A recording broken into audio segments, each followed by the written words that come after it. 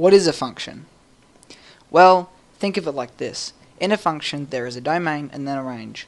And for each value in the domain, there is a corresponding unique value in the range. Here we have a visual representation of the domain and range. The domain is in red and the range is in blue. When you put a value from the domain into the function, it outputs a value into the range. So if we take this value a and from the domain and input it into the function, we get a value in the range f of a. And if we take this value x from the domain and we input it into the function, we get a value in the range f of x. The domain consists of independent variables and the range consists of dependent variables. Why?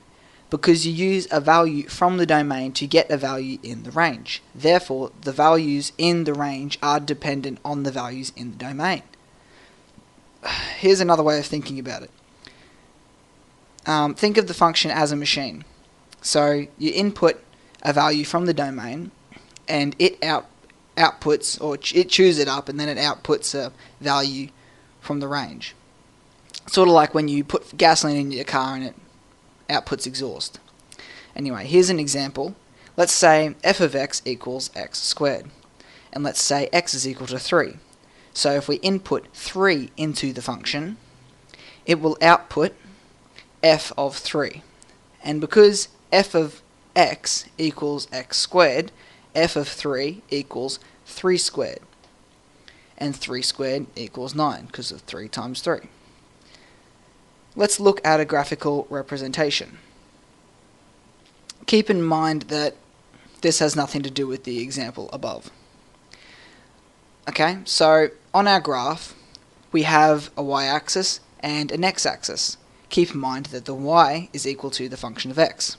On the left we have the range, which contains all possible y values the function can have, and on the bottom we have the domain, which contains all possible x values the function can have.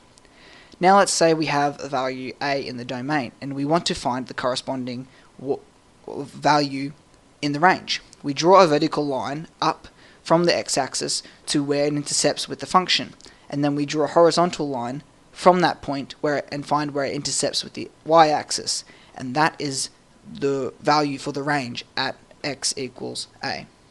And if we do the same thing for the value b in the domain, we see that the values in the range are dependent on the values in the domain. Now, how do you apply functions to the real world? Functions are used just about everywhere. An easy example would be the formula for area of a circle.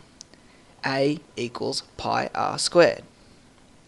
This can also be written as A of r equals pi r squared.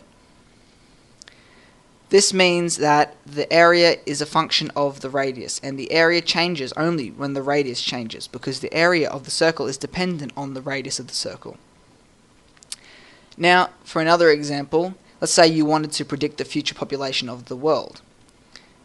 Let's say you had a graph of the population from the 1800s up to the present, and it looks something like this.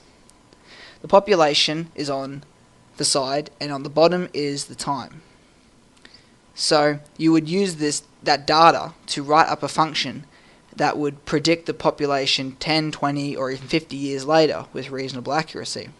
So p would be your population, t would be your time, and p of t would be the function you would use, which is a function of the population that is dependent on time, which means that when you have your values in there, in that function, and when you change the time, change the value of t, it will tell you the population at that time t.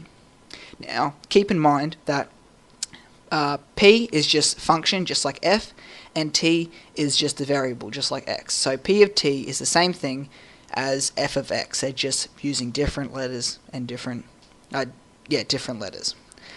Anyway, that's what I have on what a function is. I hope you learned something. Thanks for watching, and I'll see you next time.